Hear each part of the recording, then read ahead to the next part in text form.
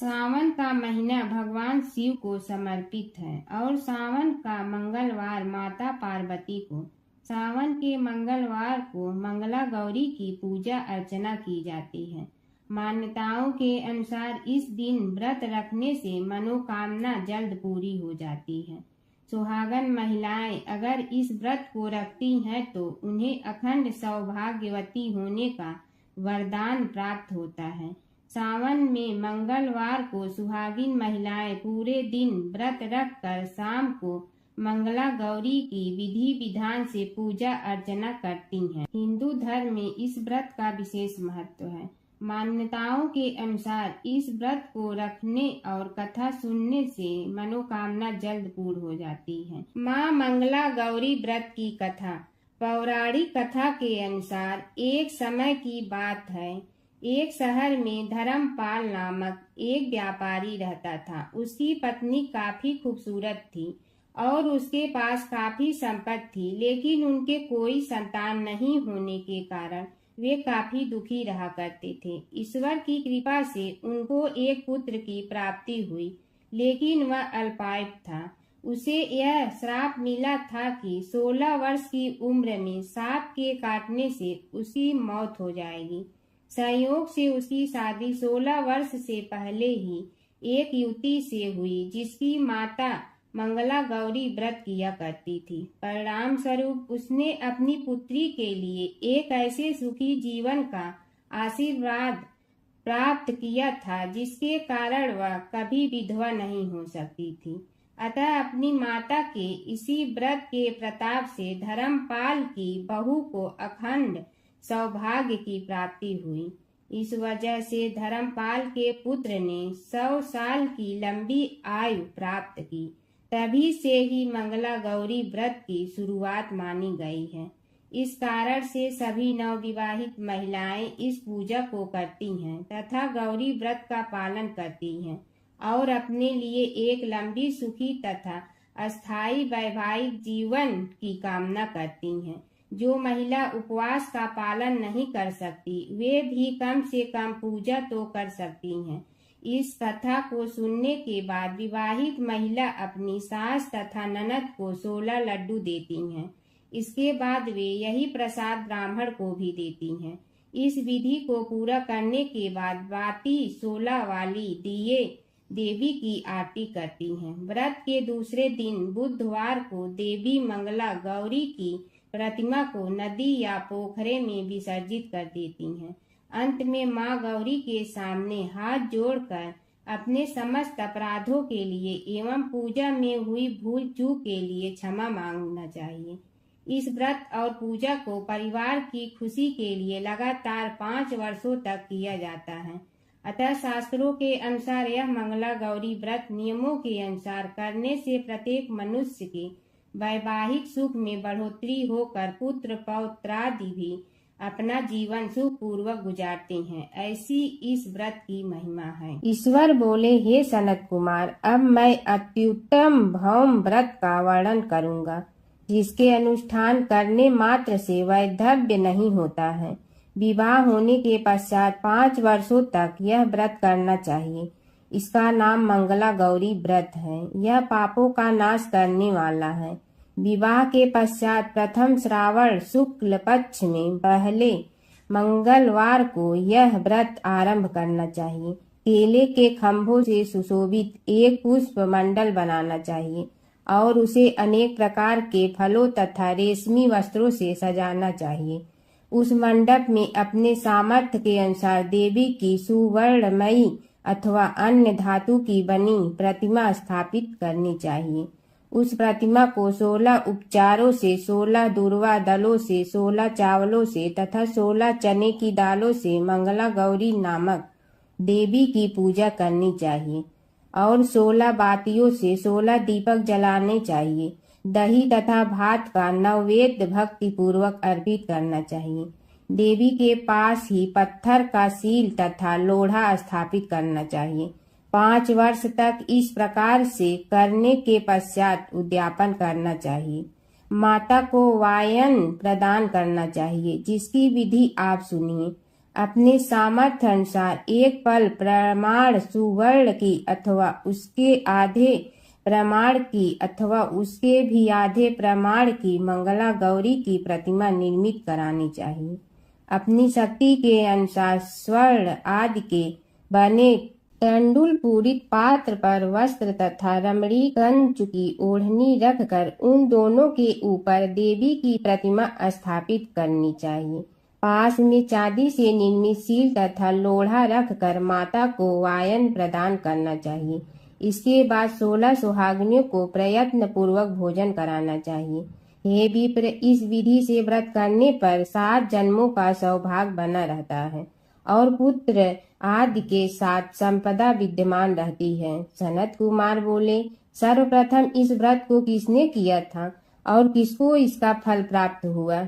हे शंभु, जिस तरह से मुझे इसके प्रति निष्ठा हो जाए कृपा करके वैसे ही बताइए। ईश्वर बोले, हे सनत कुमार, पूर्व काल में कुरु देश में श्रुति कीर्ति नामक एक विद्वान कीर्तिशाली शत्रुओं का नाश करने वाला 64 कलाओं का ज्ञाता तथा धनुर्विद्या में कुशल राजा हुआ था।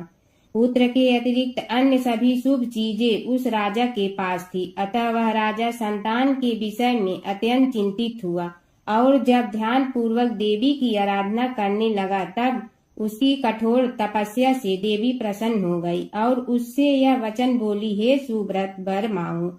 श्रुतकीर्ति बोला, हे देवी, यदि आप मुझ पर प्रसन्न है तो मुझे सुंदर पुत्र दीजिए। हे देवी, आपकी कृपा से अन्य किसी भी वस्तु का अभाव नहीं है।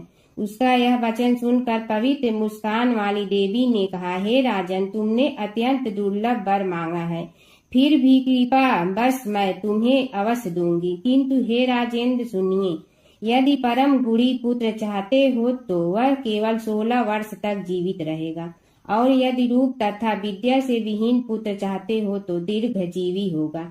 देवी का यह वचन सुनकर राजा चिंतित हो उठा और पुनः अपनी पत्नी से परामर्श करके उसने गुणवान तथा सभी शुभ लक्षणों से संपन्न 16 वर्ष की आयु वाला पुत्र मांगा। तब देवी ने भक्ति संपन्न राजा से कहा, हे नृपनंदन, मेरे मंदिर के द्वार पर आम का वृक्ष है, उसका एक फल लाकर मेरी आज्ञा से अपनी भार्या को उसे भक्षण करने हेतु प्रदान करो, जिससे वह शीघ्र ही गर्भ धारण करेगी, इसमें संदेह नहीं है।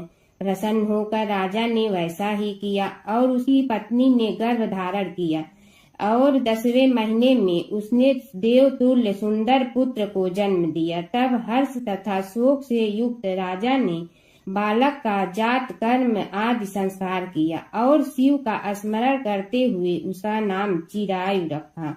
इसके बाद पुत्र के 16 वर्ष के होने पर पत्नी सहित राजा चिंतित में पड़ गए और वे विचार करने लगे कि यह पुत्र बड़े कष्ट से प्राप्त हुआ है और मैं इसकी दुखद मृत्यु अपने ही सामने कैसे देख सकूंगा। ऐसा विचार करके राजा ने पुत्र को उसके मामा के साथ काशी भेज दिया। प्रस्थान के समय राजा की पत्नी ने अपने भाई से कहा कि कार्पटिक का वेश धारण करके आप मेरे पुत्र को काशी ले जाइए। मैंने भगवान मृत्युंजय से पूर्व में पुत्र के लिए प्रार्थना की थी और कहा था कि हे विश्वेश, आप जगत पत्नी की यात्रा के लिए मैं उस पुत्र को अवश्य भेजूंगी। अतः आप मेरे पुत्र को आज ही ले जाइए और सावधानी पूर्वक इसकी रक्षा कीजिए। अपनी बहन की यह बात सुनकर भांजे के साथ वह चल पड़ा।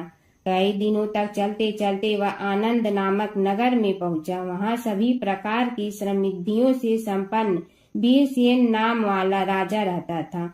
उस राजा की एक सर्वलक्षण संपन्न युवावस्था प्राप्त मनोहर तथा रूप लावण्यमयी मंगला गौरी नामक कन्या थी। सभी उपमानों को तुच्छ करके सौंदर्य अभिवृत्ति को प्राप्त वह कन्या किसी समय सखियों के साथ नगर के उपवन में क्रीड़ा करने के लिए गई हुई थी। उसी समय एक चिरायु तथा उसका मामा वे दोनों भी वहां पहुंच गए और उन कन्याओं को देखने की लालसा से वहीं विश्राम करने लगे। इसी बीच विनोद पूर्वक क्रीड़ा करती हुई उन कन्याओं में से किसी एक ने कुपित होकर राजकुमारी को यह कुवचन कह दिया। तब उस अशुभ वचन को सुनकर राजकुमारी ने कहा, तुम अनुचित बात क्यों बोल रही हो? मेरे कुल में तो इस प्रकार की कोई नहीं है। मंगला गौरी की कृपा से तथा उनके व्रत के प्रभाव से विवाह के समय जिसके सर पर मेरे हाथ से अक्षत पड़ेंगे, हे सखी, यह यदि अल्प आयु वाला होगा तो भी चिरंजीवी हो जाएगा। इसके बाद वह सभी कन्याएं अपने अपने घर चली गईं। उसी दिन राजकुमारी का विवाह था। वह देश के दृढ़ धर्मा नामक राजा के सुकेतु नाम वाले पुत्र के साथ उसका विवाह निश्चित किया गया था। वह सुकेतु विद्याहीन, कुरूप तथा बहरा था। तब सुकेतु के साथ आए हुए उन लोगों ने विचार किया कि इस समय कोई दूसरा श्रेष्ठ वर ले जाना चाहिए और विवाह संपन्न हो जाने के बाद वहां सुकेतु पहुंच जाए। उन लोगों ने चिरायु के मामा के पास जाकर याचना की, आप इस बालक को हमें दे दीजिए जिससे हमारा कार्य सिद्ध हो जाए। इस पृथ्वी पर परोपकार के समान दूसरा कोई धर्म नहीं है। उनकी बात सुनकर चिरायु का मामा मन ही मन बहुत प्रसन्न हुआ, क्योंकि इसने उपवन में पहले ही कन्या मंगला गौरी की बात सुन ली थी। फिर भी उसने एक बार कहा कि आप लोग इसे किस लिए मांग रहे हैं? कार्य की सिद्धि हेतु वस्त्र, अलंकार आदि मांगे जाते हैं, वर तो कहीं भी नहीं मांगा जाता। तथापि आप लोगों का सम्मान रखने के लिए मैं इसे दे रहा हूँ। इसके बाद चिरायु को वहां ले जाकर उन लोगों ने विवाह संपन्न करा। सप्तपदी आदि के हो जाने पर रात्रि में शिव पार्वती की प्रतिमा के समक्ष उस चिरायु ने हर्ष युक्त होकर मंगला गौरी के साथ शयन किया। उसी दिन चिरायु के 16 वर्ष पूर्ण हो चुके थे और अर्धरात्रि में साक्षात काल्प सर्प रूप में वहां आ गया। इसी बीच संयोगवश राजकुमारी जाग गई। उसने उस महासर्प को वहां देखा और वह भय से व्याकुल होकर कांपने लगी। तभी उस कन्या ने धैर्य धारण 16 उपचारों से सर्प की पूजा की और पीने के लिए उसे दूध दिया। उसने दीनता भरी बाणी में उस सर्प की प्रार्थना तथा स्तुति की। मंगला गौरी प्रार्थना करने लगी कि मैं उत्तम व्रत को करूंगी जिससे मेरी पति जीवित रहे। ये जिस तरह से चिरकाल तक जीवित रहे, आप वैसा कीजिए। इतने में सर्प वहां स्थित एक कमंडल में प्रवेश कर गया और उस मंगला गौरी ने अपनी कंचुकी से उस कमंडल का मुंह बांध लिया। इसी बीच उसका पति अंगड़ाई लेकर जाग गया और अपनी पत्नी से बोला, हे प्रिय, मुझे भूख लगी है। तब वह अपनी माता के पास जाकर खीर, लड्डू आदि ले आई और उसके द्वारा दिए भोज्य पदार्थ को उसने प्रसन्न मन होकर खाया। भोजन के पश्चात हाथ धोते समय उसके हाथ से अंगूठी गिर पड़ी। तांबुल खाकर वह पुनः सो गया। इसके बाद मंगला गौरी कमंडल को फेंकने के लिए जाने लगी। विधि की कैसी गति है कि उस कमंडल में से बाहर की ओर जगमग करती हुई हार कांति को देखकर वह आश्चर्यचकित हो गई। घट में स्थित उस हार को उसने अपने कंठ में धारण कर लिया। इसके बाद कुछ रात शेष रहते ही चिरायु का मामा आकर उसे ले गया। इसके बाद वर पक्ष के लोग सुकेतु को वहां ले आए। उसे देख मंगला गौरी ने कहा कि यह मेरा पति नहीं है। तब उन सभी ने उससे कहा, हे शुभे, तुम यह क्या बोल रही हो? यहाँ तुम्हारा कोई परिचायक हो तो उसे हम लोगों को बताओ। मंगला गौरी बोली, जिसने रात्रि में 9 रत्नों से बानी अंगूठी दी है, उसकी अंगुली में इसे डालकर परिचायक निशानी देख लें।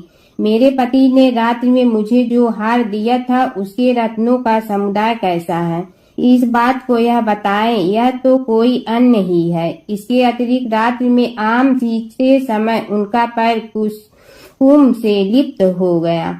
वह मेरी जांघ पर अब भी विद्यमान है। उसे आप लोग शीघ्र देख लें। साथ ही रात में परस्पर भाषण तथा भोजन आदि जो कुछ किया गया था उसे भी यह बता दे, तब यह निश्चय ही मेरा पति है। इस प्रकार उसका वचन सुनकर सभी ठीक है कहने लगे। किंतु जब एक भी बात न मिली तब सभी ने सुकेतु को उसका पति होने से निश्चित कर दिया और वर पक्ष वाले जिस तरह से आए थे उसी तरह से चले गए। उसके बाद अपने वंश को बढ़ाने वाले महान यश से संपन्न तथा परम मनस्वी मंगला गौरी के पिता ने अन्न पान आदि का सत्र बनाया। उन्होंने वर पक्ष का वृतांत कानों कान सुन लिया कि स्वरूप से कुरूप होने के कारण लोगों के द्वारा किसी अन्य को वर के रूप में आदर पूर्वक लाया गया था। तब उन्होंने अपनी कन्या को पर्दे के भीतर बिठा दिया। उसके बाद 1 वर्ष बीतने पर यात्रा करके चिरायु अपने मामा के साथ यह देखने आया कि विवाह के बाद वहाँ क्या हुआ। तब उसे गवा के भीतर से देखकर वह मंगला गौरी अत्यंत प्रसन्न हुई और माता पिता से बोली कि मेरा पति आ गए हैं। राजा ने अपने गुरु सज्जनों को बुलाकर पूर्व में कहे गए सभी परिचायकों को निशानी को देखकर मंद मुस्कान वाली अपनी कन्या चिरायु को सौंप दी। राजा ने शिष्ट जनों को साथ लेकर विवाह का उत्सव कराया। इसके बाद राजा वीरसेन ने वस्त्र आभूषण आदि सेना घोड़े रथ और अन्य भी बहुत सी सामग्रियां देकर उन्हें विदा किया। उसके बाद कुल को आनंदित करने वाला वह चिरायु पत्नी तथा मामा को साथ लेकर सेना के साथ अपने नगर पहुंचा। लोगों के मुख से उसे आया हुआ सुनकर उसके माता पिता को विश्वास नहीं हुआ। उन्होंने सोचा कि प्रारब्ध अन्यथा कैसे हो सकता है। इतने में वह अपने माता पिता के पास आ गया और स्नेह से परिपूर्ण वह चिरायु भक्ति पूर्वक उनके चरणों में गिर पड़ा। तब अपने पुत्र का मस्तक छूकर उन दोनों ने परम आनंद प्राप्त किया। पुत्र वधू मंगला गौरी ने भी सास ससुर को प्रणाम किया। तब सास उसे अपनी गोद में बिठाकर सारा वृतांत शीघ्रता पूर्वक पूछने लगी। हे महामुनि, जब पुत्र वधू ने भी मंगला गौरी के उत्तम व्रत महात्म तथा जो कुछ घटित हुआ था वह सब वृतांत बताया। हे सनत कुमार, मैंने आपसे इस मंगला गौरी व्रत का वर्णन किया हूँ।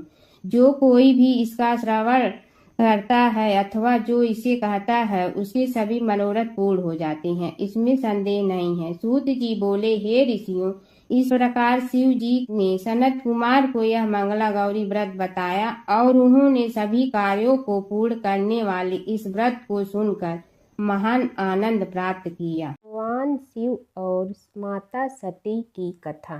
दक्ष प्रजापति की सभी पुत्रियां गुणवती थीं, फिर भी दक्ष के मन में संतोष नहीं था। वे चाहते थे उनके घर में एक ऐसी पुत्री का जन्म हो जो सर्व शक्ति संपन्न हो एवं सर्व विजयिनी हो। अतः दक्ष एक ऐसी ही पुत्री के लिए तप करने लगे। तप करते करते अधिक दिन बीत गए तो भगवती आद्या ने प्रकट होकर कहा, मैं तुम्हारे तप से प्रसन्न हूँ। तुम किस कारण तप कर रहे हो? दक्ष ने तप करने का कारण बताया तो माँ बोली, मैं स्वयं पुत्री रूप में तुम्हारे यहाँ जन्म धारण करूँगी। मेरा नाम होगा सती। मैं सती के रूप में जन्म लेकर अपनी लीलाओं का विस्तार करूँगी।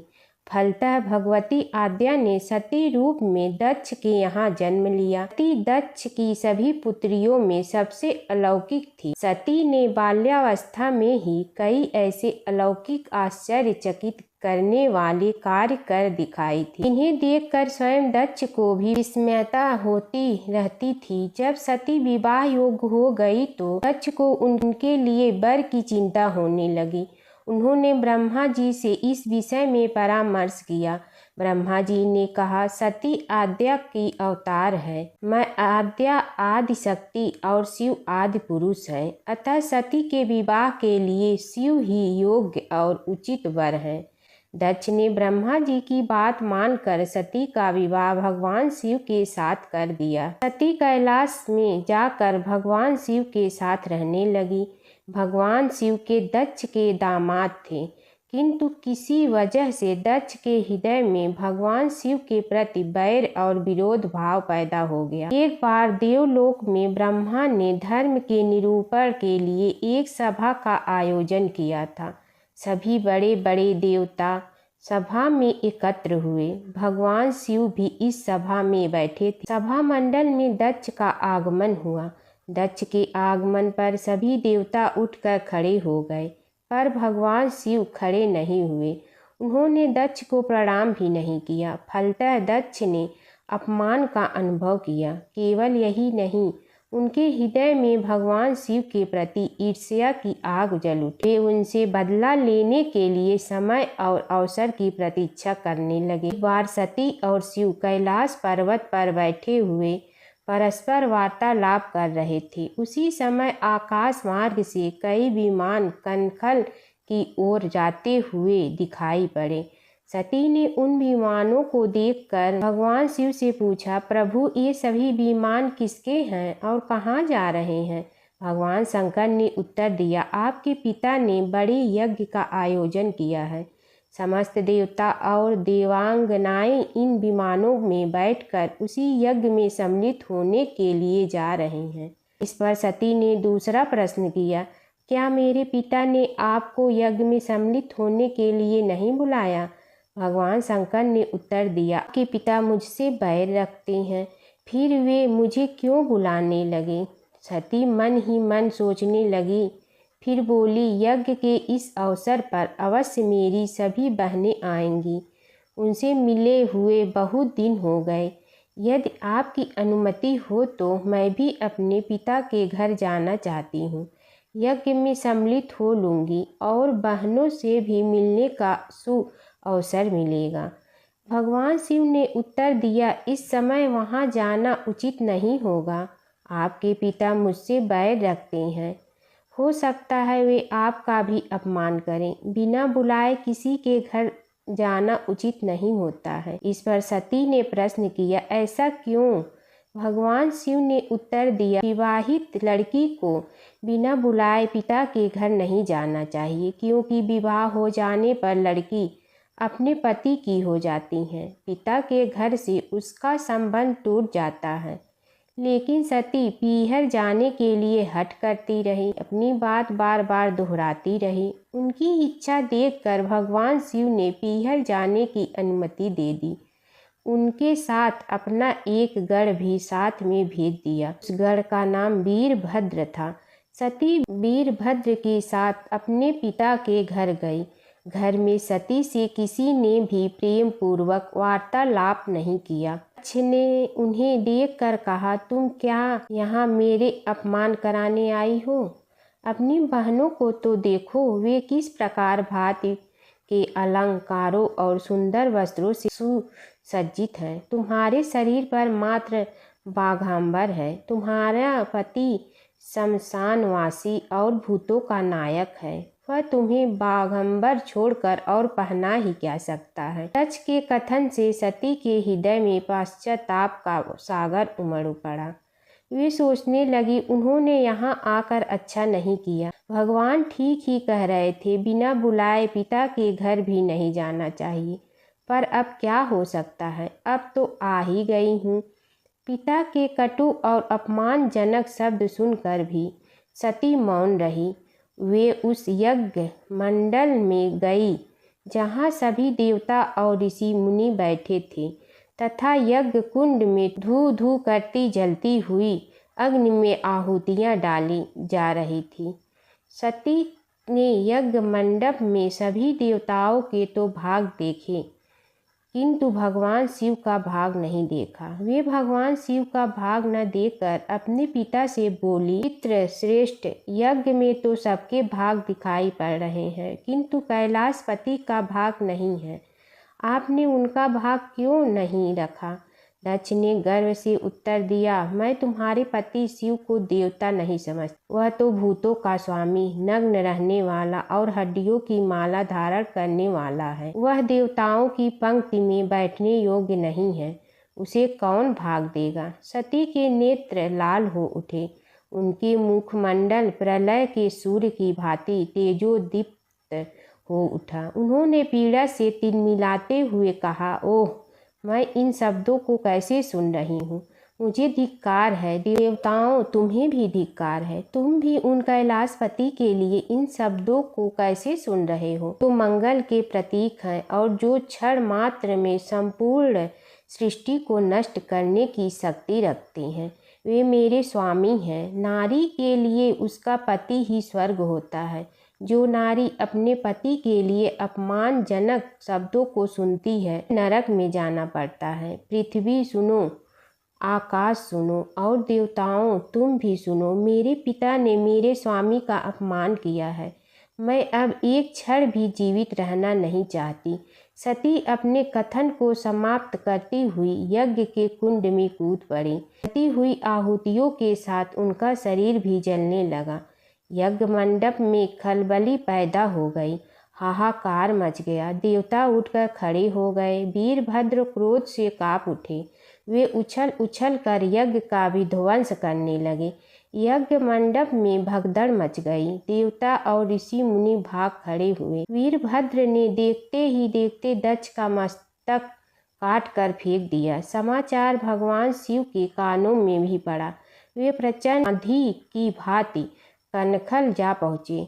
सती के जले हुए शरीर को देखकर भगवान शिव ने अपने आप को भूल गए। सती के प्रेम और उनकी भक्ति ने शंकर के मन को व्याकुल कर दिया। उन शंकर के मन को व्याकुल कर दिया जिन्होंने काम पर भी विजय प्राप्त की थी और जो सारी सृष्टि को नष्ट करने की क्षमता रखते थे। वे सती के प्रेम में खो गए, बेसुध हो गए। भगवान शिव ने उन्मत्त की भांति सती के जले हुए शरीर को कंधे पर रख लिया। वे सभी दिशाओं में भ्रमण करने लगे। शिव और सती के इस अलौकिक प्रेम को देखकर पृथ्वी रुक गई, हवा रुक गई, जल का प्रवाह ठहर गया और रुक गई। देवताओं की सांसें, सृष्टि व्याकुल हो उठी। सृष्टि के प्राणी पुकारने लगे, त्राहि मां त्राहि मां। भयानक संकट उपस्थित देखकर सृष्टि के पालन भगवान विष्णु आगे बढ़े। वे भगवान शिव की बेसुधी में अपने चक्र से सती के एक एक अंग को काट काट कर गिराने लगे। धरती पर 51 स्थानों में सती के अंग कट कट कर गिरे। जब सती के सारे अंग कट कर गिर गए तो भगवान शिव पुनः अपने आप में आए। जब वे अपने आप में आए तो पुनः सृष्टि के सारे कार्य चलने लगे। धरती पर जिन 51 स्थानों में सती के अंग कट कट कर गिरे थे, वे ही स्थान आज शक्तिपीठ माने जाते हैं।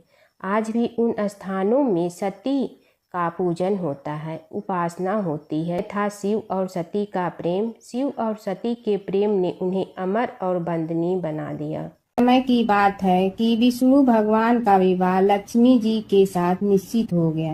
विवाह की तैयारी होने लगी। सभी देवताओं को निमंत्रण भेजे गए, परंतु गणेश जी को निमंत्रण नहीं दिया। कारण जो भी रहा हो, अब भगवान विष्णु की बारात जाने का समय आ गया। सभी देवता अपनी पत्नियों के साथ विवाह समारोह में आए। उन सब ने देखा कि गणेश जी कहीं दिखाई नहीं दे रहे हैं। तब वे आपस में चर्चा करने लगे कि क्या गणेश जी को कोई न्योता नहीं दिया है या स्वयं गणेश जी ही नहीं आए हैं। सभी को इस बात पर आश्चर्य होने लगा। तभी सब ने विचार किया कि विष्णु भगवान से ही इसका कारण पूछा जाए। विष्णु भगवान से पूछने पर उन्होंने कहा कि हमने गणेश जी के पिता भोलेनाथ महादेव को न्योता भेजा है। यदि गणेश जी अपने पिता के साथ आना चाहते हैं तो आ जाते, अलग से न्योता देने की कोई आवश्यकता भी नहीं थी। दूसरी बात यह है कि उनको 1.25 मन मूंग, 1.25 मन चावल, 1.25 मन घी और 1.25 मन लड्डू का भोजन दिन भर में चाहिए। यदि गणेश जी नहीं आएंगे तो कोई बात नहीं, दूसरे के घर जाकर इतना सारा खाना पीना अच्छा भी नहीं लगता। इतनी वार्ता कर ही रहे थे कि किसी एक ने सुझाव दिया, यदि गणेश जी आ भी जाए तो उनके द्वारपाल बनाकर बैठा देंगे कि आप घर की याद रखना। आप तो चूहे पर बैठकर धीरे धीरे चलोगे तो बारात से बहुत पीछे रह जाओगे। यह सुझाव भी सबको पसंद आ गया तो विष्णु भगवान ने भी अपनी सहमति दे दी। होना क्या था कि इतने में गणेश जी वहां आ पहुंचे और उन्हें समझा बुझाकर घर की रखवाली करने बैठा दिया गया। बारात चल रही थी, तब नारद जी ने देखा कि गणेश जी तो दरवाजे पर ही बैठे हुए हैं। तो वे गणेश जी के पास गए और रुकने का कारण पूछा। गणेश जी कहने लगे कि विष्णु भगवान ने मेरा बहुत अपमान किया है। नारद जी ने कहने लगे कि अपनी मूसक देना को आगे भेज दे तो वह रास्ता खोद देगी, जिससे उनके वाहन धरती में धंस जाएंगे। तब आपको सम्मान पूर्वक बुलाना पड़ेगा। अब तो गणेश जी ने अपनी मूषक सेना जल्दी से आगे भेज दी और सेना ने जमीन पोली कर दी। जब बारात वहां से निकली तो रथों के पहिए धरती में धंस गए। लाख कोशिश करे परंतु पहिए नहीं निकले। सभी ने अपने अपने उपाय किए परंतु पहिए तो नहीं निकले, बल्कि जगह जगह से टूट गए। किसी की समझ में नहीं आ रहा था कि अब क्या किया जाए। तब तो नारद जी ने कहा, आप लोगों ने गणेश जी का अपमान करके अच्छा नहीं किया। यदि उन्हें मना कर लाया जाए तो आपका कार्य सिद्ध हो सकता है और यह संकट टल सकता है। शंकर भगवान ने अपने दूत नंदी को भेजा और वे गणेश जी को लेकर आए। गणेश जी का आदर सम्मान के साथ पूजन किया। तब कहीं रथ के पहिए निकले। अब रथ के पहिए निकल के परंतु टूट गए तो उन्हें सुधारे गए। पास के खेत में खाती काम कर रहा था, उसे बुलाया गया। खाती अपना कार्य करने के पहले श्री गणेशाय नमः कहकर गणेश जी की वंदना मन ही मन करने लगा। देखते ही देखते खाती ने सभी पहियों को ठीक कर दिया। तब खाती कहने लगा कि हे देवताओं, आपने सर्वप्रथम गणेश जी को नहीं मनाया होगा और न ही उनकी पूजन की होगी, इसीलिए तो आपके साथ यह संकट आया है। हम तो मूर्ख अज्ञानी हैं, फिर भी पहले गणेश जी को पूजते हैं, उनका ध्यान करते हैं। आप लोग तो देवतागण हैं, फिर भी आप गणेश जी को कैसे भूल गए। अब आप लोग भगवान श्री गणेश जी की जय बोल कर जाएं तो आपके सब काम बन जाएंगे और संकट कट जाएंगे। ऐसा कहते हुए बारात वहां से चल दी और विष्णु भगवान को लक्ष्मी जी के साथ विवाह संपन्न करा के सभी सकुशल घर लौट आए। हे गणेश जी महाराज, आपने विष्णु को जैसे कारज सारियो ऐसे कारज सबको सिद्ध कर दो। बोलो गजानन भगवान की जय। भगवान शिव और कृष्ण जी की कथा हिंदू धर्म में महत्वपूर्ण स्थान रखती है। ये कथाएं अक्सर एक दूसरे से जुड़ी हैं, जिनमें शिव को कृष्ण का भक्त और कृष्ण को शिव का आराध्य बताया गया है। पुराणों में शिव और कृष्ण के कई लीलाओं का वर्णन है। कृष्ण के दर्शन के लिए शिव का साधु वेश में गोकुल जाना। एक पौराणिक कथा के अनुसार भगवान शिव एक साधु का वेश धारण करके गोकुल में कृष्ण के दर्शन के लिए गए थे। मैया यशोदा ने उन्हें भिक्षा देने के लिए आई, लेकिन शिव ने कृष्ण के दर्शन के अलावा कुछ भी स्वीकार करने से इनकार कर दिया। यशोदा ने पहले तो मना कर दिया, लेकिन बाद में पूर्णमासी काकी के समझाने पर उन्होंने कृष्ण को साधु के सामने प्रकट किया। शिव ने कृष्ण के दर्शन किए और उनके चरणों की छाप छोड़कर चले गए। यशोदा और नंद राय समझ गए कि यह कोई साधारण साधु नहीं था, बल्कि कोई दिव्य पुरुष था। नारद मुनि का घमंड। एक बार नारद मुनि को अपने ज्ञान और भक्ति पर घमंड हो गया। कृष्ण ने नारद मुनि की परीक्षा लेने के लिए उन्हें एक गांव में भेजा, जहां एक महिला अपने पति के बीमार होने पर बहुत दुखी थी। नारद मुनि ने महिला को समझाया कि वह भगवान से प्रार्थना करे, लेकिन महिला ने कहा कि वह अपने पति को कष्ट में नहीं देख सकती। तब नारद मुनि ने राधा से मिलने का फैसला किया। राधा ने नारद मुनि को चरणामृत दिया और कहा कि वह इसे अपने पति को दे। नारद मुनि ने जब राधा से चरणामृत लिया तो उन्हें एहसास हुआ कि राधा का प्रेम कृष्ण के प्रति सबसे महान है। इस घटना के बाद नारद मुनि का घमंड चूर चूर हो गया। नारद मुनि और कृष्ण की लीला। नारद मुनि अक्सर कृष्ण की लीलाओं में शामिल होते थे। एक बार नारद मुनि इंद्र के दरबार से द्वारका जा रहे थे। रास्ते में उन्होंने पारिजात वृक्ष का एक फूल लिया और कृष्ण को दे दिया। कृष्ण ने वह फूल रुक्मिणी को दे। नारद मुनि ने देखा कि कृष्ण ने वह फूल रुक्मिणी को दिया तो उन्हें बहुत खुशी हुई। एक बार अपने पुत्र के खातिर भगवान शिव और श्री कृष्ण के बीच छिड़ गया था प्रलयंकारी युद्ध। भगवान शिव जहाँ प्रलय के देवता हैं, वहीं श्री कृष्ण पालन करता। दोनों के कारण ही यह जगत सुचारू रूप से चल रहा है और दोनों महाशक्तिशाली हैं। लेकिन कभी आपने सोचा है कि अगर कभी दोनों में युद्ध हुआ तो उसका इस संसार पर क्या असर पड़ेगा और दोनों में से विजयी कौन होगा? चलिए जानते हैं एक पौराणिक कथा जहां इन दोनों के भयंकर युद्ध का वर्णन मिलता है। पौराणिक कथा के अनुसार एक बार राजा बलि के सबसे बड़े पुत्र बाणासुर ने शिवपुत्र कार्तिकेय की सुंदरता से मोहित होकर भगवान शिव का पुत्र बनने की इच्छा जताई। उसने भगवान शिव की कठोर तपस्या की, जिसके बाद शिव जी ने उसे अपने पुत्र के रूप में स्वीकार कर लिया। एक समय ऐसा आया जब बाणासुर की पुत्री उषा को श्री कृष्ण के पुत्र अनिरुद्ध से प्रेम हो गया। उषा की मायावी मित्र अप्सरा चित्रलेखा ने अनिरुद्ध और उषा का गंधर्व विवाह करा दिया। जब बाणासुर को यह बात पता चली तो उसने अनिरुद्ध का अपहरण कर उसे अपना बंदी बना लिया। फिर क्या था, श्री कृष्ण ने अपनी पूरी सेना के साथ बाणासुर की नगरी पर धावा बोल दिया। श्री कृष्ण और बाणासुर का युद्ध। बाणासुर श्री कृष्ण की नारायणी सेना से अकेले नहीं लड़ सकता था, इसलिए उसने भगवान शिव से मदद मांगी। अब युद्ध में श्री कृष्ण की नारायणी सेना के विरुद्ध बाणासुर की सेना के साथ भगवान शिव और कुमार कार्तिकेय भी लड़ रहे थे। युद्ध इतना भयानक था कि एक पल को लगा कि भगवान शंकर ने अग्निशस्त्र से गरुड़ पर सवार श्री कृष्ण, बलराम और प्रद्युम्न मारे गए।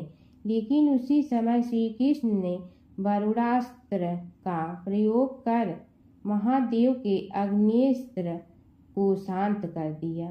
फिर शिव जी के अस्त्रों के जवाब में श्री कृष्ण ने वैष्णवास्त्र का प्रयोग किया, जिससे संपूर्ण जगत अंधकार में डूब गया। गुस्से में भगवान शंकर ने 4 पंखा वाला बाण अपने हाथ में ले लिया तो श्री कृष्ण ने जीभरास्त्र उठाया। इस तरह यह युद्ध समय के साथ विकराल हो गया और इस युद्ध से समस्त सृष्टि में हाहाकार मच गया। तब ब्रह्मा जी को युद्ध रोकने आना पड़ा। उन्होंने दोनों को सारी स्थिति स्पष्ट की कि किस प्रकार उनके युद्ध से संसार का विनाश हो रहा है। उनके समझाने के बाद महादेव युद्ध में पीछे हट गए, लेकिन कार्तिकेय और बाणासुर भगवान श्री कृष्ण से युद्ध करते रहे। जब श्री कृष्ण ने बाणासुर को परास्त किया, अंत में भगवान श्री कृष्ण ने युद्ध में बाणासुर को पराजित करने के लिए अपना सुदर्शन चक्र प्रयोग किया और उसकी मदद से बाणासुर के सहस्त्र भुजाओं को काट डाला।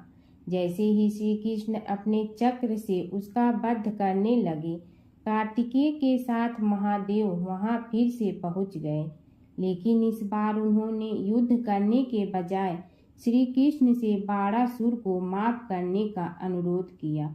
भगवान शिव ने श्री कृष्ण से कहा कि मैंने इसे अभय दान दिया है, इसलिए अगर आप इसका वध कर देंगे तो मेरा वचन झूठा पड़ जाएगा।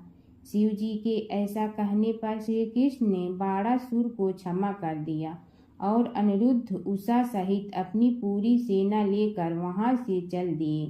बाणासुर को आज भी अजर अमर माना जाता है और बाद में भगवान शिव के उसे अपने गढ़ों में शामिल कर लिया। प्राचीन काल की बात है। नैमिषारण्य क्षेत्र में ऋषि, महर्षि और साधु संतों का समाज जुड़ा था। उसमें श्री सूत जी भी विद्यमान थे। शौनक जी ने उनकी सेवा में उपस्थित होकर निवेदन किया कि हे अज्ञान रूप घोर तिमिर को नष्ट करने में करोड़ों सूर्यों के समान प्रकाशमान श्री सूत जी हमारे कानों के लिए अमृत के समान जीवन प्रदान करने वाले कथा तत्व का वर्णन कीजिए। हे सूत जी, हमारे हृदयों में ज्ञान के प्रकाश की वृद्धि तथा भक्ति, वैराग्य और विवेक की उत्पत्ति जिस कथा से हो सकती हो वह हमारे प्रति कहने की कृपा कीजिए। शौनक जी की जिज्ञासा से सूत जी बड़े प्रसन्न हुए। पुरातन इतिहासों के स्मरण से उनका शरीर पुलकायमान हो रहा था। वे कुछ देर उसी स्थिति में विराजमान रहकर कुछ विचार करते रहे और अंत में बोले, शौनक जी, इस विषय में आपके चित्त में बड़ी जिज्ञासा है। आप धन्य हैं जो सदैव ज्ञान की प्राप्ति में तत्पर रहते हुए विभिन्न पुराण कथाओं की जिज्ञासा रखते हैं। आज मैं आपको ज्ञान के परम स्रोत रूप श्री गणेश जी का जन्म कर्म रूप चरित्र सुनाऊंगा। गणेश जी से ही सभी ज्ञानों सभी विद्याओं का उद्भव हुआ है। अब आप सावधान चित्त से विराजमान हो। श्री गणेश जी के ध्यान और नमस्कार पूर्वक उनका चरित्र श्रवण करें। नमस्तस्मै गणेशाय ब्रह्मा विद्या प्रदायिनी यनागस्त्यसमः साक्षात विघ्न सागर सोसड़े। कैसे हैं वे श्री गणेश जो सभी प्रकार की ब्रह्म विद्याओं को प्रदान करने वाले अर्थात ब्रह्मा के सगुण और निर्गुण स्वरूप पर प्रकाश डालने और जीव ब्रह्मा का अभेद प्रतिपादन करने वाली विद्याओं के दाता हैं। वे विघ्नों के समुद्रों को महर्षि अगस्त के समान शोषण करने में समर्थ हैं। इसलिए उनका नाम विघ्न सागर शोषक के नाम से प्रसिद्ध है। मैं उन भगवान श्री गणेश जी को नमस्कार करता हूँ। प्रथम पूजा के अधिकारी श्री गणेश जी, यह कहकर सूत जी कुछ समय के लिए मौन हो गए और फिर बोले, शौनक जी, भगवान गणेश जी ही सर्वप्रथम पूजा प्राप्ति के अधिकारी हैं। किसी भी देवता की पूजा करो, पहले उनकी पूजा करो। शौनक जी ने निवेदन किया, हे भगवान, हे सूत, सर्वप्रथम यह बताने की कृपा कीजिए कि गणेश जी को प्रथम पूजा का अधिकार किस प्रकार प्राप्त हुआ। इस विषय में मेरी बुद्धि मोह को प्राप्त हो रही है कि सृष्टि रचयिता ब्रह्मा जी, पालन करता भगवान नारायण और संहार करता शिव जी में से किसी को प्रथम पूजा का अधिकारी क्यों नहीं माना गया। यह त्रिदेव ही तो सबसे बड़ा देवता माने जाते हैं। सूत जी ने कहा, शौनक जी, यह भी एक रहस्य ही है।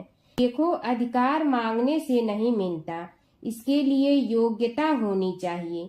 संसार में अनेकों देवी देवताएं पूजे जाते हैं। पहले जो जिसका इष्ट देव होता है वह उसी की पूजा किया करता है। इससे बड़े देवताओं के महत्व में कमी आने की आशंका उत्पन्न हो गई। इस कारण देवताओं में परस्पर विवाद होने लगा। वे उसका निर्णय प्राप्त करने के लिए शिव जी के पास पहुँचे और प्रणाम करके पूछने लगे, प्रभु, हम सब में प्रथम पूजा का अधिकारी कौन है। शिव जी सोचने लगे कि किसे प्रथम पूजा का अधिकारी माने। तभी उन्हें एक युक्ति सूझी। बोले, देवगण, इसका निपटारा बातों से नहीं तथ्यों से होगा। इसके लिए एक प्रतियोगिता रखनी होगी, शिव की परिक्रमा करने की प्रतियोगिता। देवगण उनका मुख देखने लगे, शंकित हृदय से सोचने लगे कि कैसी प्रतियोगिता रहेगी। यह शिव जी ने उनके मन के भाव ताड़ लिए, इसलिए सांत्वना भरे शब्दों में बोले, घबराओ मत, कोई कठिन परीक्षा नहीं ली जाएगी। बस इतना ही कि सभी अपने अपने वाहनों पर चढ़कर संसार की परिक्रमा करो और फिर यहाँ लौट आओ। जो पहले लौटेगा वही सर्व प्रथम पूजा का अधिकारी होगा। अब क्या देर थी, सभी अपने अपने वाहन पर चढ़कर दौड़ पड़े। किसी का वाहन गजराज था तो किसी का सिंह, किसी का भैंसा तो किसी का मृग, किसी का हंस तो किसी का उल्लू, किसी का अश्व तो किसी का श्वान। अभिप्राय यह है कि वाहनों को विविधता के दर्शन उस समय जितने भले प्रकार से हो सकते थे उतने अन्य समय में नहीं। सबसे गया बीता वाहन गणेश जी का था मूषक, उससे चूहा भी कहते हैं। ऐसे वाहन के बल भरोसे इस प्रतियोगिता में सफल होना तो क्या, सम्मिलित होना भी हास्यास्पद है। गणेश जी ने सोचा, छोड़ो, क्या होगा प्रतियोगिता में भाग लेने से, हम तो यहाँ बैठे रहकर ही तमाशा देखेंगे। वे बहुत देर तक विचार करते रहे। अंत में उन्हें एक युक्ति सूझी। शिव जी स्वयं ही जगदाता हैं, यह संसार उन्हीं का प्रतिबिंब है, तब क्यों न इन्हीं की परिक्रमा कर ली जाए। इनकी परिक्रमा करने से ही संसार की परिक्रमा हो जाएगी। ऐसा निश्चय कर उन्होंने मूषक पर चढ़कर शिव जी की परिक्रमा की और उनके समक्ष जा पहुँचे। शिव जी ने कहा, तुमने परिक्रमा पूर्ण कर ली? उन्होंने उत्तर दिया, जी हाँ। शिव जी सोचने लगे कि इसे तो यहीं घूमते हुए देखा, फिर परिक्रमा कैसे कर आया। देवताओं का परिक्रमा करके लौटना आरंभ हुआ और उन्होंने गणेश जी को वहां बैठे देखा तो माथा ठनक गया। फिर भी साहस करके बोले, अरे तुम विश्व की परिक्रमा के लिए नहीं गए? गणेश जी ने कहा, अरे मैं कब का यहाँ आ गया। देवता बोले, तुम्हें तो कहीं भी नहीं देखा। गणेश जी ने उत्तर दिया, देखते कहाँ से, समस्त संसार शिव जी में विद्यमान है। इनकी परिक्रमा करने से ही संसार की परिक्रमा पूर्ण हो गई। सूत जी बोले, शौनक, इस प्रकार गणेश जी ने अपनी बुद्धि के बल पर ही विजय प्राप्त कर ली। उनका कथन सत्य था, इसलिए कोई विरोध करता भी तो कैसे। बस उसी दिन से गणेश जी की प्रथम पूजा होने लगी। सूत जी बोले, हे शौनक जी, यह एक तथ्य है कि गणेश जी ही उसके पात्र हैं। वे बड़े देवता का भी कार्य सिद्धि में विघ्न उपस्थित होने पर उन विघ्न राज का आश्रय न लिया हो। हे शौनक, वे देव भी बड़े दयालु हैं। नाम तो शिव जी का ही आशुतोष है, किंतु वे सर्वात्मा और सर्वरक्षक प्रभु तो शिव जी की अपेक्षा भी शीघ्र ही प्रकट हो जाते हैं। उनका भक्त कभी किसी संकट में नहीं पड़ता। यदि प्रारब्ध वशात कभी किसी विपत्ति में पड़ भी जाता है तो गणेश्वर की उपासना करने पर उनके अनुग्रह से उनके समस्त दुख दूर होकर परम सुख की प्राप्ति होती है। शौनक ने कहा, हे सूत जी, हे महाभाग, हे प्रभु, मैं गणेश जी के विभिन्न चरित्रों का अध्ययन करना चाहता हूँ, तो मुझे बताइए कि किस ग्रंथ का अवलोकन करूँ।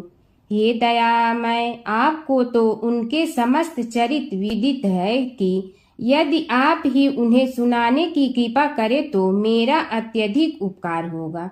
सूत जी बोले, हे शौनक भगवान, गणेश्वर के इतने चरित्र हैं कि उन सब का कथन इस जीवा से संभव नहीं, क्योंकि प्रभु अनंत, प्रभु चरित अनंता वाली बात समस्त विद्वान ऋषि मुनि कहते हैं। फिर भी गणेश जी प्रथम पूजा के अधिकारी होने के कारण समस्त देव चरित्रों में जुड़े हुए हैं, इसलिए उनका प्रभाव भी सर्वाधिक व्यापक है। हे मुने, हे शौनक, वे भगवान सर्व समर्थ हैं। वे सभी का तिरस्कार करने में समर्थ हैं, किंतु उनका तिरस्कार कोई भी नहीं कर सकता। यह त्रिलोक्य उन्हीं भगवान के संकेत पर नित्य करता है। इसकी समस्त क्रियाएं उन्हीं की इच्छा पर आश्रित हैं। हे शौनक भगवान गणेश्वर स्वयं कहते हैं, शिवे विष्णु च शक्तौ च सूर्ये मयि निराधिप यो भेद बुद्धि योगः स सम्य योगुः मतो मम।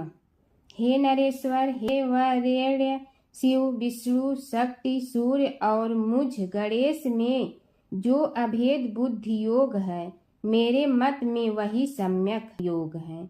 इससे यह भी सिद्ध है कि समस्त देवता उन्हीं के स्वरूप हैं। वे ही भगवान विभिन्न कार्य रूपों के अनुसार अपना भिन्न भिन्न नाम रखते हैं। हे मुनि श्रेष्ठ, उन सब देवताओं के चरित्र भी उन्हीं गणराज के चरित्र हैं। यद्यपि सब चरित्र एक ही ग्रंथ में मिलने में संभव नहीं है, फिर भी गणेश्वर के अनेकों प्रमुख चरित्रों का वर्णन गणेश पुराण में हुआ है। राजा सोमकांत का वृत्तांत कथन।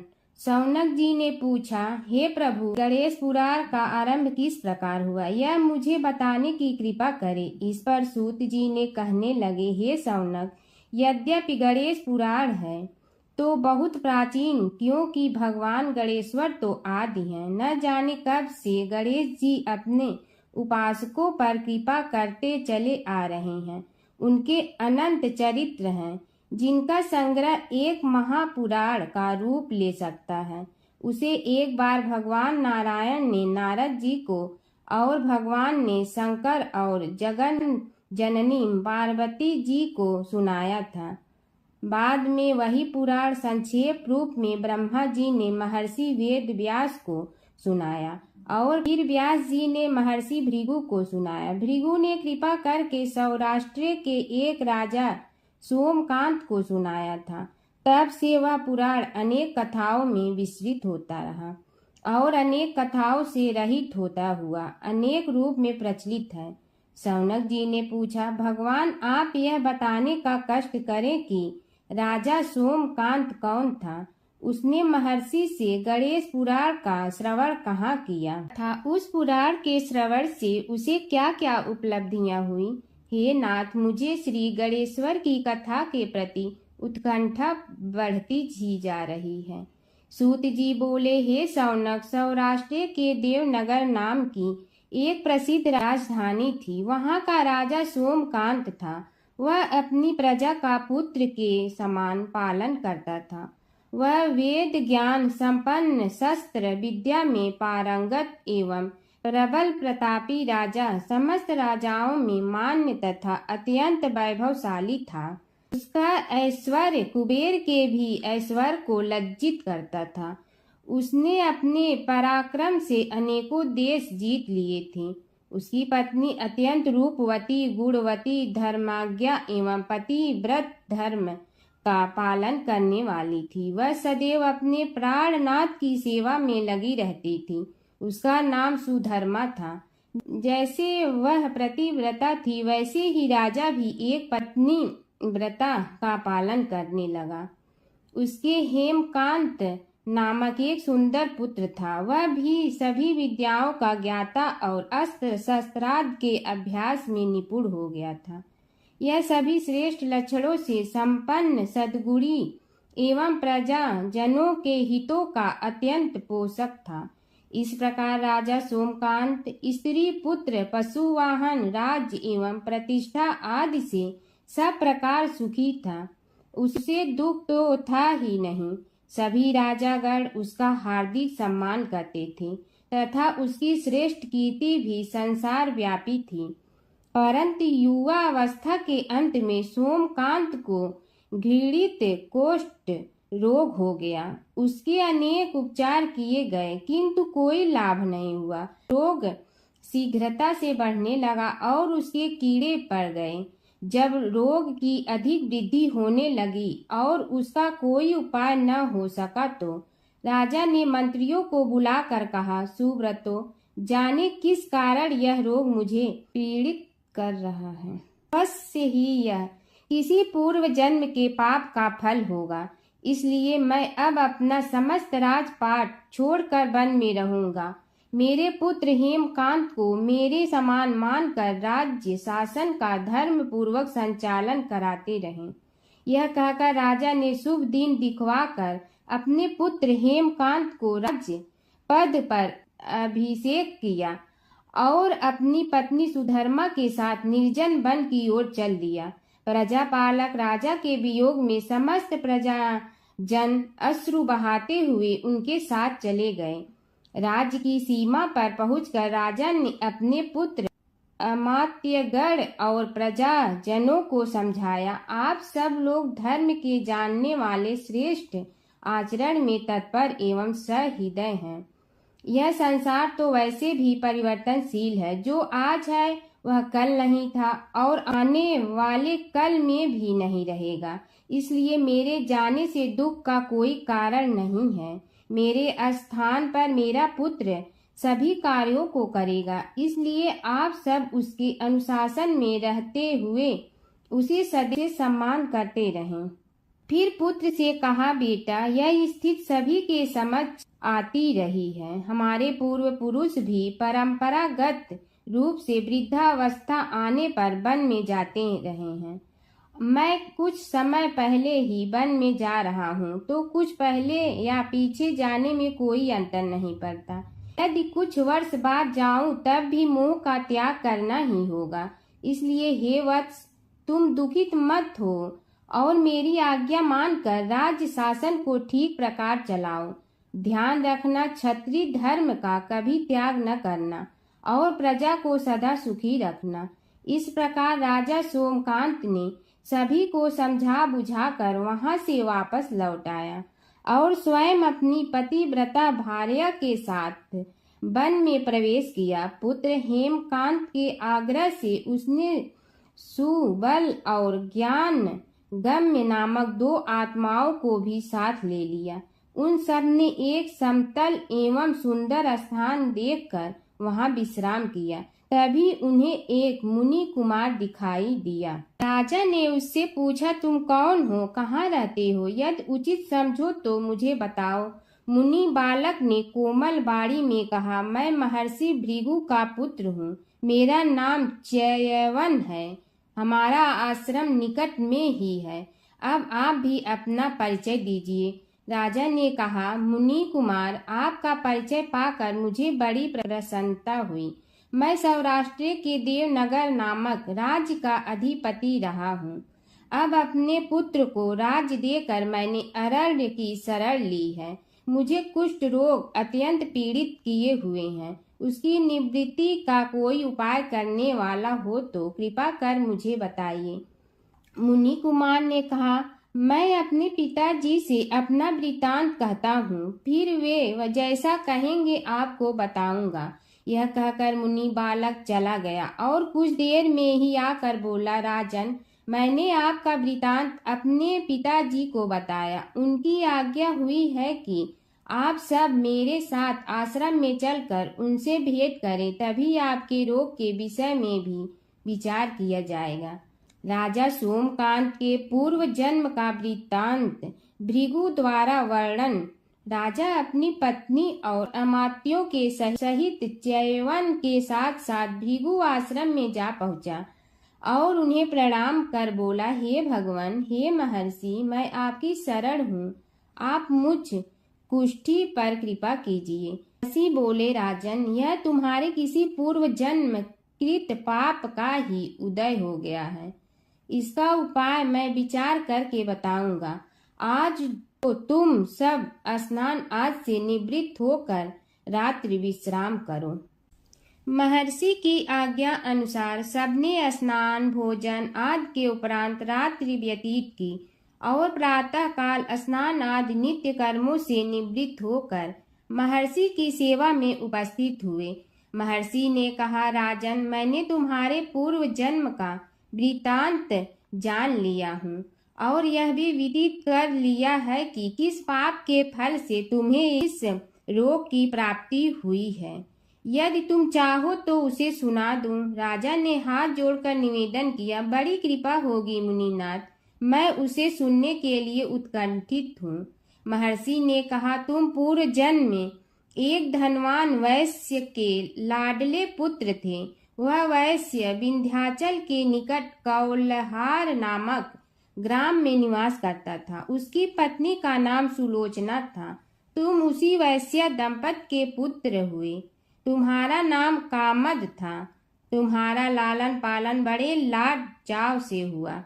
उन्होंने तुम्हारा विवाह एक अत्यंत सुंदरी वैश्य कन्या से कर दिया था, जिसका नाम कुटुम्बिनी था। यद्यप तुम्हारी भार्या सुशीला थी और तुम्हें सदैव धर्म में निरत देखना चाहती थी, किंतु तुम्हारा स्वभाव वासनांध होने के कारण दिन प्रतिदिन उज्जवल होता जा रहा था। किंतु माता पिता भी धार्मिक थे, इसलिए उनके सामने तुम्हारी उज्ज्वलता दबी रही। परंतु माता पिता की मृत्यु के बाद तुम निरंकुश हो गए और अपनी पत्नी की बात भी नहीं मानते थे। तुम्हें अनाचार में प्रवृत्त देखकर उसे दुख होता था, तो भी उसका कुछ बस न चलता था। तुम्हारी उन्मत्तता चरम सीमा पर थी। अपनों से भी द्वेष और क्रूरता का व्यवहार किया करते थे, हत्या आदि कराते थे। तुम्हारे लिए सामान्य बात हो गई। पीड़ित व्यक्तियों ने तुम्हारे विरुद्ध राजा से पुकार की, अभियोग चला और तुम्हें राज्य की सीमा से भी बाहर चले जाने का आदेश हुआ। तब तुम घर छोड़कर किसी निर्जन वन में रहने लगे। उस समय तुम्हारा कार्य लोगों को लूटना और हत्या करना ही रह गया। एक दिन माध्याह्न काल था। गुणवर्धक नामक एक विद्वान ब्राह्मण उधर से निकला। बेचारा अपनी पत्नी को लिवाने के लिए ससुराल जा रहा था। तुमने उस ब्राह्मण युवक को पकड़कर लूट लिया। प्रतिरोध करने पर उसे मारने लगे तो वह चित्कार करने लगा, मुझे मत मार, मत मार, देख मेरा दूसरा विवाह हुआ है, मैं पत्नी को लेने के लिए जा रहा हूँ। किंतु तुम तो क्रोधवश में ऐसे लीन हो रहे थे कि तुमने उसकी बात सुनकर भी नहीं सुनी। जब उसे मारने लगे तो उसने श्राप दे दिया, अरे हत्यारे, मेरी हत्या के पाप से तो सहस्त्र कल्प तक घोर नरक भोगोगे। तुमने उसकी कोई चिंता न की और सिर काट लिया। राजन, तुमने ऐसी ऐसी एक नहीं बल्कि अनेक निरीह हत्याएं की थी, जिनकी गणना करना भी पाप है। इस प्रकार इस जन्म में तुमने घोर पाप कर्म किए थे, किंतु बुढ़ापा आने पर जब अशक्त हो गए तब तुम्हारे साथ जो क्रूर कर्मा थे वे भी किनारा कर गए। उन्होंने सोच लिया कि अब तो इसे खिलाना भी पड़ेगा, इसलिए मरने दो यहीं। अमोघ प्रभाव गणेश उपासना का कथन। राजन, अब तुम निरालंब थे, चल फिर तो सकते ही नहीं थे। भूख से पीड़ित रहने के कारण रोगों ने भी घेर लिया। उधर से जो कोई निकलता तुम्हें घृणा की दृष्टि से देखता हुआ चला जाता। तब तुम आहार की खोज में बड़ी कठिनाई से चलते हुए एक जीर्ण शीर्ण देवालय में पहुंचा। उसमें भगवान गणेश्वर की प्रतिमा विद्यमान थी। तब न जाने किस पुण्य के उदय होने से तुम्हारे मन में गणेश जी के प्रति भक्ति भाव जागृत हुआ। तुम निराहार रहकर उनकी उपासना करने लगे। उससे तुम्हें सब कुछ मिला और रोग भी कम हुआ। राजन, तुमने अपने साथियों की दृष्टि बचाकर बहुत सा धन एक स्थान पर गाड़ दिया था। अब तुमने उस धन को उसे देवालय के जीर्णोद्धार में लगाने का निश्चय किया। शिल्पी बुलाकर उस मंदिर को सुंदर और भव्य बनवा दिया। इस कारण कुख्याति सुख्याति में बदलने लगी। फिर यथा समय तुम्हारी मृत्यु हुई। यमदूतों ने पकड़कर तुम्हें यमराज के समक्ष उपस्थित किया। यमराज तुमसे बोले, जीव, तुमने पाप और पुण्य दोनों ही किए हैं और दोनों का ही भोग तुम्हें भोगना है, किंतु पहले पाप का फल भोगना चाहते हो पुण्य का। इसके उत्तर में तुमने प्रथम अपने पुण्य कर्मों के भोग की इच्छा प्रकट की और इसीलिए उन्होंने तुम्हें राजकुल में जन्म लेने के लिए भेज दिया। पूर्व जन्म में तुमने भगवान गणाध्यक्ष का सुंदर एवं भव्य मंदिर बनवाया था, इसलिए तुम्हें सुंदर देह की प्राप्ति हुई। यह कहकर महर्षि भृगु कुछ रुके। उन्होंने देखा कि राजा को इस वृतांत पर शंका हो रही है। तभी महर्षि के शरीर में असंख्य विकराल पक्षी उत्पन्न होकर राजा की ओर झपटे।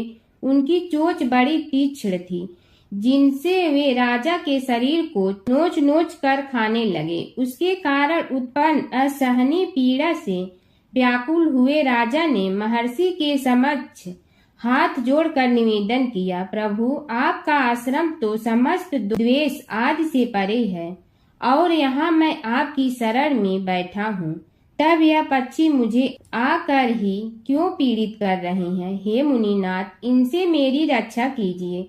महर्षि ने राजा के अंतर्वचन सुनकर सांत्वना देते हुए कहा, राजन, तुमने मेरे वचनों में शंका की थी और जो मुझ सत्यवादी के कथन में शंका करते हैं उसे खाने के लिए मेरे शरीर से इसी प्रकार पक्षी प्रकट हो जाते हैं जो कि मेरे हुंकार करने पर भस्म हो जाया करते हैं।